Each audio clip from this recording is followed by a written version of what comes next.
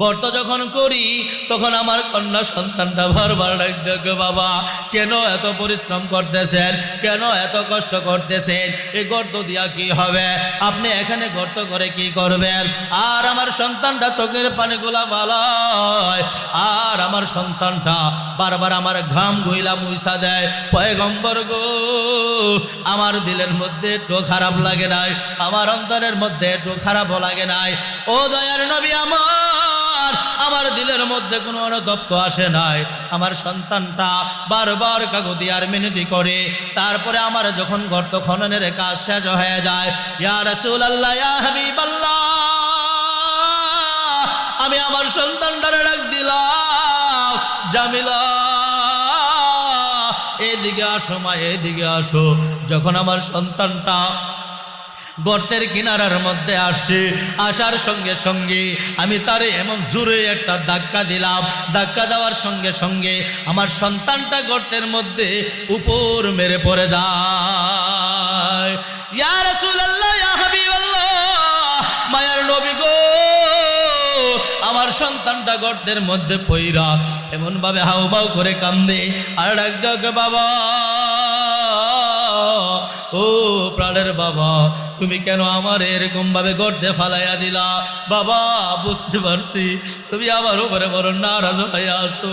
ও বাবা, তুমি আমার উপরে বড় নারাজ হয়ে আসো, তুমি হয়তো আমার দ্বারা কোনো কষ্ট পাইছো। বাবা গো, তোমারে বাবা ডাকলে যদি তুমি কষ্ট পাও, তোমারে বাবা ডাকলে যদি তোমার খারাপ লাগে, তাইলে কথা দিলাম আর কোনোদিন তোমারে বাবা বইলা ডাকবো না। ও প্রাণের বাবা, আর কোনোদিন তোমারে বাবা বইলা ডাকবো না, এইবারের মতো আমারে মাফ কইরা দাও। দাইয়া কালবে ডাক দেখো, পয়গম্বর আমার সন্তানটা এমন ভাবে করতে পয়রা হাউমাউ করে কান্দে, বারবার বাঁচার জন্য কাকতিয়ার মিনতি করে, ইয়া রাসূলুল্লাহ, ইয়া হাবিবাল্লাহ, মায়ের নবী আমার দিলের মধ্যে একটু কষ্ট লাগে নাই, দিলের মধ্যে একটু অনুতপ্ত হয় না? মানুষদেরকে বুঝানোর মতো কোনো লোক ছিল না। লম্বা সময় এই মানুষকে বুঝাতে না পেরে, কোরআন হাদিস না থাকার কারণে ওই মানুষের নাম হয়ে গেছে জাহিলি মানুষ। কি মানুষ? জাহিলি মানুষ, অর্থাৎ একেবারে মূর্খ হয়ে গেছে। মূর্খ যদি না হয় তাইলে বুঝেন যে একটা মানুষ কিভাবে পারে যে তার নিজের সন্তানকে গলা টিপা হত্যা করছে। মূর্খ হয়ে গেছে, সেটাকে সেই জামানার নাম আপনার আমার পয়গম্বরের ভাষায় হয়ে গেছে জাহিলি সমাজ। কি সমাজ? জাহিলি সমাজ। আজকে কোরআন হাদিসের আলোচনা আছে, মসজিদ আছে, মাদ্রাসা আছে, মাদ্রাসায় উলামায়ে কেরাম ছাত্রদেরকে শিখায়, তারা এলাকায় গিয়ে, মহল্লায় গিয়ে, পাড়া প্রতিবেশীর কাছে যাইয়া দিনের দাওয়াত দেয়, কালিমার দাওয়াত দেয়, এরকমভাবে কোরআন শিখায়, নামাজ শিখায়, মাসলা মাসাইল শিখায়। বিদায় আজকে আমরা এখনো ভালো আছি, কতক্ষণ ঠিক কিনা? তো তৎকালীন সময়ে লম্বা সময় কোনো নবী রাসূল না থাকার কারণে, কোনো উলামায়ে কেরাম না থাকার কারণে, কোনো কিতাব না থাকার কারণে মানুষগুলা জাহেল হয়ে গেছে। দাহিয়া কালবি রাদিয়াল্লাহু তাআলা আনহু তিনি বিবাহ করেছেন, তার বিবির গর্ভে আল্লাহ পাক রব্বুল আলামিন 6টা কন্যা সন্তান দিছে। কয়টা? 6টা। 7টা কন্যা সন্তান দিছে, 7টারই সে নিজের হাতে কি করছে? হত্যা করছে। নাউজুবিল্লাহ। এত বড় একজন পাপী আল্লাহ পাক রব্বুল আলামিন তাকে কিভাবে জান্নাতি বানায়া দিল একটু শুনে। মহান রব্বুল আলামিন দাহিয়া কালবি রাদিয়াল্লাহু তাআলা আনহুকে 6 থেকে 7টা কন্যা সন্তান দান করলেন। 7টা কন্যা সন্তান নিজের হাতে গলা টিপা টিপা হত্যা করছে, তারপরেও তার দিলের মধ্যে একটু মায়া লাগে না। এর বাবা, আজকে আমাদের সন্তানদেরকে কেউ যদি একটা আঘাত করে, প্রহার করে, কেউ যদি একটা মুখের ভাষা খারাপ করে, তার সঙ্গে খারাপ আচরণ করে, নিজেদের দিলে মানে না, কষ্টে ভরপুর হয়ে যায় অন্তরটা, দিলটা সইতে পারে না, তাদের সঙ্গে বড় ধরনের ঝগড়াঝাটি হয়ে যায়, অনেক সময় মারামারি কাটাকাটি আহাজানি হয়ে যায়, কথা কোন ঠিক কিনা? কিন্তু এমন একজন বাবা যেই নাকি 7টা কন্যা সন্তানকে নিজের হাতে দইরা দইরা গলা টিপা টিপা হত্যা করে ফেলেছে, তারপরও তার দিলের মধ্যে একটু কষ্ট লাগে না। তো দাহিয়া কালবি অষ্টমবারের মতো তার বিবি হয়েছে অন্তঃসত্ত্বা। এখন তো ডিজিটাল যুগ, এক্সরে করলে, আল্ট্রাসাউন্ড করলে 3 থেকে 4 মাস পরে বলা যায় যে এটা ছেলে হবে না মেয়ে হবে। কথা কোন ঠিক কিনা? আবার অনেক সময় কয় যে ছেলে হইব না মেয়ে হইব আমরা আগেই জানি। আর তুই আগে জানোস কেমনে? আল্লাহ এটা বানায় পরিপূর্ণ করছে পরে না তুই জানোস। কথা কোন ঠিক কিনা? কারো ক্ষমতা নাই যে আল্লাহ তার মায়ের গর্ভে কি সন্তান দিবে এটা জানার, যতক্ষণ পর্যন্ত আল্লাহ পরিপূর্ণ না করবে। তো দাহিয়া কালবির জমানায় তখনকার তো কি ছিল না, ডিজিটাল যুগ ছিল না। এই জন্য তিনি বলে গেলেন যে বিবি অষ্টমবারের মতো যদি কোনো কন্যা সন্তান দুনিয়ার জমিনে ভূমিষ্ঠ হয়, তার গলা টিপে তুমি নিজ হাতে হত্যা করে দিবা। আমি চলে গেলাম সিরিয়ায়, আমি ব্যবসায়ের কাজে চলে গেলাম। লম্বা সময় ব্যবসায়ের কাজে চলে গেল। এই দিক দিয়ে তার বিবির গর্ভে আরেকজন কন্যা সন্তান জন্মগ্রহণ করেছে। কন্যা সন্তান জন্মগ্রহণ করার পরে বিবি চেয়ে দেখলেন যে এই সন্তানটার চেহারার দিকে তাকানো যায় না, এত সুন্দর করে আল্লাহ তারে বানাইছে। সুবহানাল্লাহ, এত সুন্দর করে বানাইছে। মা চিন্তা করলেন যে এত সুন্দর ফুটফুটে বাচ্চাটাকে আমি মারবো না, আমি তার বাবার কাছে একটা মিথ্যা পত্র দিব, একটা মিথ্যা চিঠি পাঠাইয়া দিব যে তোমার কন্যাকে আমি নিজ হাতে হত্যা করেছি, তোমার এখন আর বাড়িতে আসার দরকার। দাহিয়া কালবি রাদিয়াল্লাহু তাআলা আনহু সিরিয়ায় চলে গেলেন ব্যবসার উদ্দেশ্যে। এই দিক দিয়া তার বিবি অন্তঃসত্ত্বা বিবি কিছুদিন পরে বাচ্চা প্রসব করেছে। বাচ্চা প্রসব করার পর বিবি এবার দেখলেন কন্যা সন্তান ভূমিষ্ঠ হয়েছে।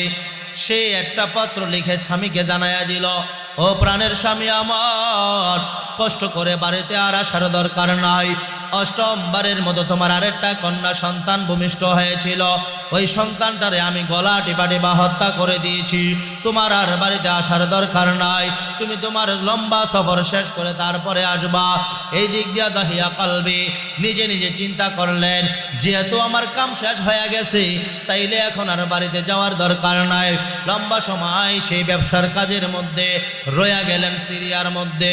লম্বা সময় 5 থেকে 6 বছর পর বাড়িতে আইসা দেখে ফুটফুটে একটা কন্যা সন্তান তার চোখের সামনে দিয়ে একবার যায় আর একবার আসে, একবার যায় আর একবার আসে।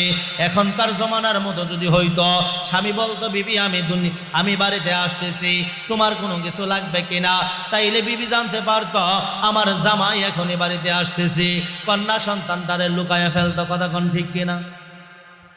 তো মোবাইল তো নাই, ডিজিটাল যুগ তো নাই, তো এখন সন্তান যে বাড়িতে আসে এটা তো স্ত্রী জানে, স্বামী তো আর জানে না। সে বাড়িতে আসছে, আইসা দেখে সন্তানটা একবার এদিক যায় আরেকবার ওইদিকে যায়, সন্তান দেখা তার নজর কাইরা গেছে। সুবহানাল্লাহ, জোরে কোন, নজরে লাইগা গেছে। স্বামীকে জিজ্ঞাসা করতে, বিবিকে জিজ্ঞাসা করে, বিবি এত সুন্দর কন্যা সন্তান তুমি পাইলা কই? এই সন্তানটা কার? বিবি আবার টেকনিক করে বললেন যে স্বামী, এই সন্তানটা আমাদের না, এটা পাশের বাড়ির একজনের। আমি তো একা মানুষ, একা থাকি, আপনিও বাড়িতে নাই, আমার কোনো সন্তানাদি নাই, তারে নিয়ে আমি আস্তে আস্তে করে আমার সময়টা কাটাই। সুবহানাল্লাহ। দাহিয়া কালবে ডাক দিয়া বলতেছেন, ইয়া রাসূলুল্লাহ, ইয়া হাবিবাল্লাহ, মায়ার নবী আমার, আমি যখন বাড়িতে আসলাম, আয়সা যখন আমি কন্যা সন্তানটারে দেখলাম, 1 দিন 2 দিন গত হয়ে গেল, কয়েকদিন গত হয়ে গেল, আস্তে আস্তে আস্তে আস্তে করে তার প্রতি আমার মায়া জন্মায়া গেছে। ইয়া রাসূলুল্লাহ,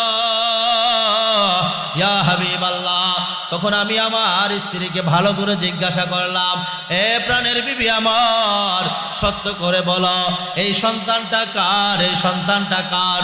বিবি এবার সত্য সত্য বলে দিলেন। বিবি আবার ডাক দিয়ে বলতেছেন, স্বামী আমার, ভালো করে লক্ষ্য করে শুনো, তাইলে তোমারে আমি জানাই দেই, শোনো, যদি এই সন্তানটা তোমার হয় তাইলে কি তুমি বড় খুশি হইবা নাকি? দাহিয়া কালবে ডাক দিয়া কয়, বিবি শোন, যদি এই সন্তানটা আমার হয় তাইলে আমি বড় গৌরবান্বিত হব, আমি বড় খুশি হব, আমি বড় আনন্দ বোধ হব। বিবি আবার ডাক দিয়া কয়, স্বামী আমার, তাইলে তুমি শুরু, আমি তোমার কাছে একটা মিথ্যা পত্র দিয়েছিলাম, আমার অষ্টমবারের মতো যে সন্তানটা হয়েছে ওই সন্তানটাই হলো আমার এই সন্তানটা, তার নাম আমি মা রেখে দিলাম জামিলা। সুবহানাল্লাহ। মা সন্তানের নাম রেখে দিলেন জামিলা।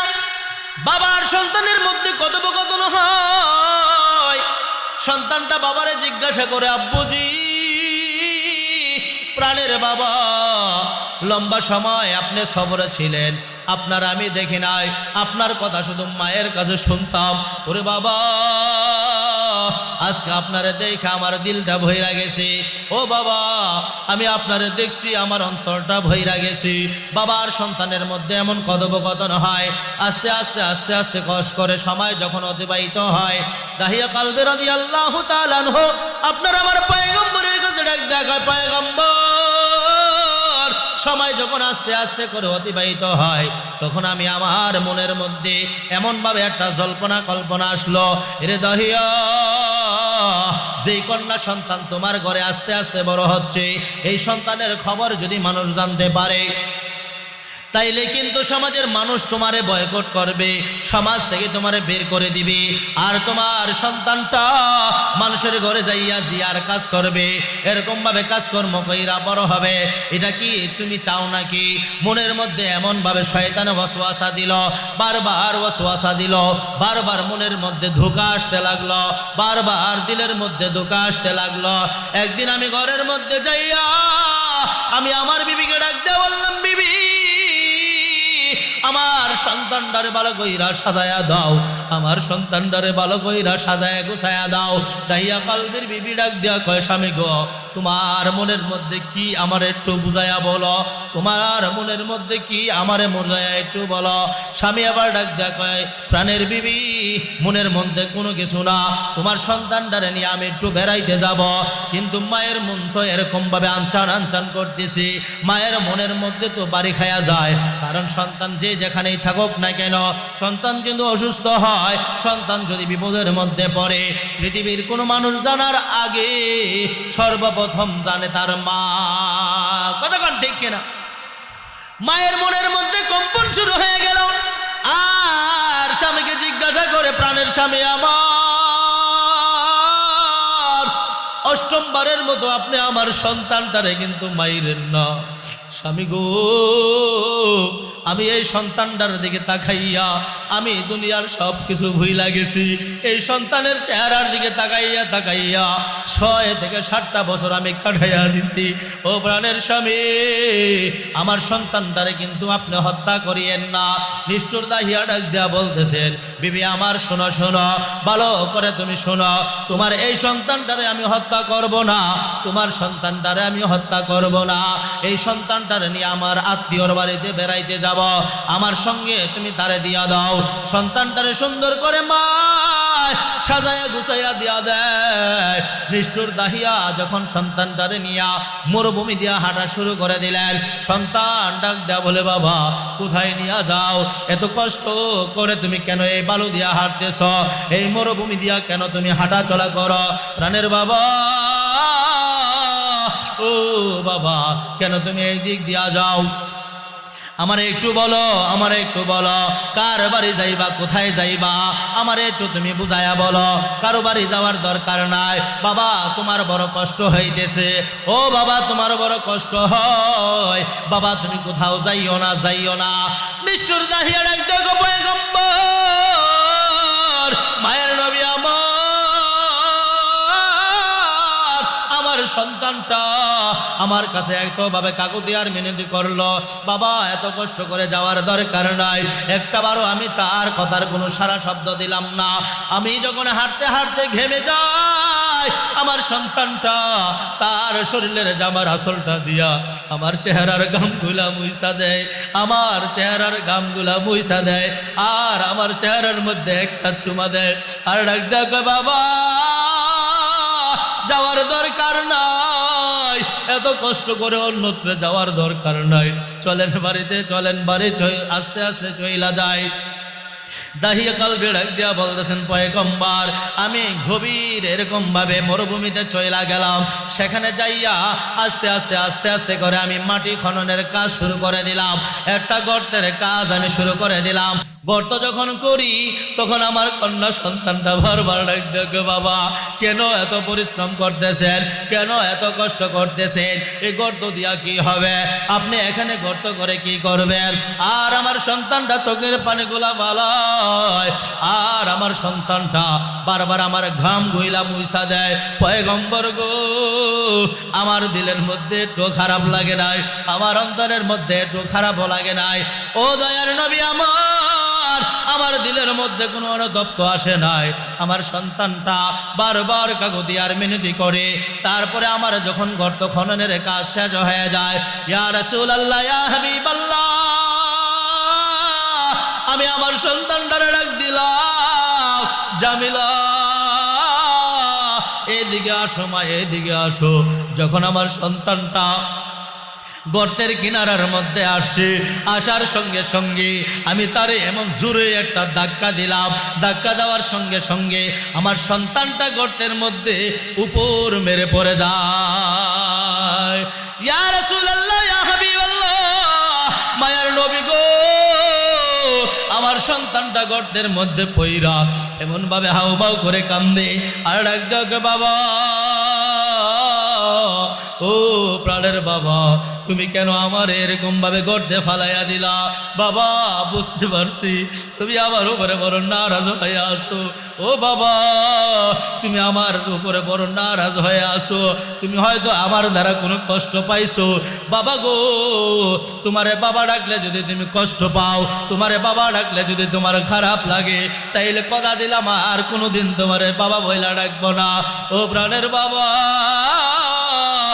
আর কোনোদিন তোমার বাবা বইলা ডাকবো না, এইবারের মতো আমারে মাফ কইরা দাও। দাইয়া কালবে ডাক দেখো, পয়গম্বর আমার সন্তানটা এমন ভাবে করতে পয়রা হাউমাউ করে কান্দে, বারবার বাঁচার জন্য কাকতিয়ার মিনতি করে, ইয়া রাসূলুল্লাহ, ইয়া হাবিবাল্লাহ, মায়ের নবী আমার দিলের মধ্যে একটু কষ্ট লাগে নাই, দিলের মধ্যে একটু অনুতপ্ত হয় নাই, দিলের মধ্যে একটু ব্যথাও লাগে নাই। ইয়া রাসূলুল্লাহ, যখন আমার সন্তানটা হাউমাউ হাউমাউ করে কান্নাকাটি করে, তার পাশ থেকে আমি বড় একটা পাথর নিলাম, পাথরটারে আমি মাথার উপরে চাঙ্গাইলাম, মাথার উপরে এমন জোর করে হাঁকাইয়া আমি তারে এমনভাবে পাথরের দ্বারা একটা আঘাত করলাম। আঘাত করার সঙ্গে সঙ্গে সে জমিনের মধ্যে হাউমাউ কইরা এরকমভাবে জমিনের মধ্যে পইরা গেছে, তার মাথাটা দ্বিখণ্ডিত হয়ে গেছে। ইয়া রাসূলুল্লাহ, তখনও চিল্লাইছে আর কান্না করছে, বাবা এখনো তুমি যদি আমারে ছাইরা দাও, আমি তোমার বাড়িতে যাব না। বাবা গো, আমি অন্যত্রে চইলা যাব, আমি অন্যত্রে চইলা যাব, তুমি আমারে আর কোনোদিন তোমার গ্রামে দেখবা না, তোমার বাড়িতে দেখবে না। তারপরও আমি আমার সন্তানটারে ছাড়লাম না। ইয়া রাসূলুল্লাহ, আস্তে আস্তে আস্তে আস্তে করে তার দমটা একবারে শেষ হয়ে গেল, সে মৃত্যুবরণ করলো। আর সে মৃত্যুবরণ করার আগে আসমানের দিকে তাকাইয়া মালিকের কাছে কি জেনে বিচার দিয়া গেল সেটা আমি বলতে পারলাম না। এরকম ভাবে আপনার আমার পয়গম্বরের কাছে যখন দাহিয়া কালবে যাইয়া কালিমা পয়রা মুসলমান হয়, মুসলমান হওয়ার পর আপনার আমার পয়গম্বরের সাহাবী হাউমাউ করে কান্না করে চিল্লায় আর কান্দে। আপনার আমার পয়গম্বরের কাছে সাহাবীরা যে বলেন, ইয়া রাসূলুল্লাহ, ইয়া হাবিবাল্লাহ, পয়গম্বর আপনার দাহিয়া শুধু কান্না করে, তার জন্য কোরআন পড়তে পারি না, তার জন্য সেজদা দিতে পারি না। আপনার আমার পয়গম্বর দাহিয়াকে ডাকলেন, দাহিয়া আপনার আমার পয়গম্বরের কাছে চলে গেল, যে বলতেছেন, ইয়া রাসূলুল্লাহ, ইয়া হাবিবাল্লাহ, আমাকে কেন ডেকেছেন? মায়ের নবী ডাক দাও, দাহিয়া তুমি কেন কান্না করো? তোমারে তো আমি জোর করে কালিমা পড়াই নাই। দাহিয়া ডাক দাও, ইয়া রাসূলুল্লাহ, মুসলমান হয়েছি এই জন্য কান্না করি নাই। ইয়া রাসূলুল্লাহ, বারবার দিলের মধ্যে শুধু একটা বাক্য চলে আসে, ওই বাক্যটা হলো আমার সন্তানটা বাঁচার জন্য কাকতিয়ার মিনতি করেছিল। ইয়া রাসূলুল্লাহ, আপনি তো বলেছেন আমার সমস্ত গুনাহ মাফ হয়ে গেছে। ইয়া রাসূলুল্লাহ, আমার সন্তানটারে যে আমি প্রহার করে হত্যা করেছি, এই গুনাহ মনে হয় আমার আল্লাহ মাফ করবে না। আমার আল্লাহর নবী ডাক দিয়া কয়, দাহিয়া তুমি যখন কালেমা পড়ছো, মুসলমান হইছ, আমার আল্লাহ রাব্বুল আলামিন সঙ্গে সঙ্গে তোমার জীবনের সকল গুনাহ ক্ষমা করে দিয়েছি। এই জন্য মহান রব্বুল আলামিন দেখো বান্দা, জীবনে যত গুনাহ হবে, যত ভুল হবে, আল্লাহ পাক রব্বুল আলামিনের কাছে তাওবা করবা। দিলের মধ্যে যদি অনুতপ্ত আসে, দিলের মধ্যে যদি ব্যথা আসে, গুনাহের জন্য যদি দিলের মধ্যে এরকম ভাবে ব্যথা অনুভূতি আসে, আমার আল্লাহ রাব্বুল আলামিন দেখো বান্দা, তোর দিলের মধ্যে ব্যথা আসলে, এই কাজটা তুমি খারাপ করেছ, তখন আমি আল্লাহ রাব্বুল আলামিন সঙ্গে সঙ্গে তোমার দিলকে কবুল কইরা নে। এই জন্য দুনিয়ার জমিনে যে কয়দিন থাকবো, আল্লাহ পাক রব্বুল আলামিনকে যেন আমরা রাজি আর খুশি করে যাইতে পারি, আল্লাহ পাক রব্বুল আলামিন সেরকম তৌফিক দান করুক। সকলে বলি আমিন। আল্লাহ তাআলা আমাদের সকলকে এই কথাগুলোর উপর বুঝে শুনে আমল করার তৌফিক দান করুক। সকলে বলি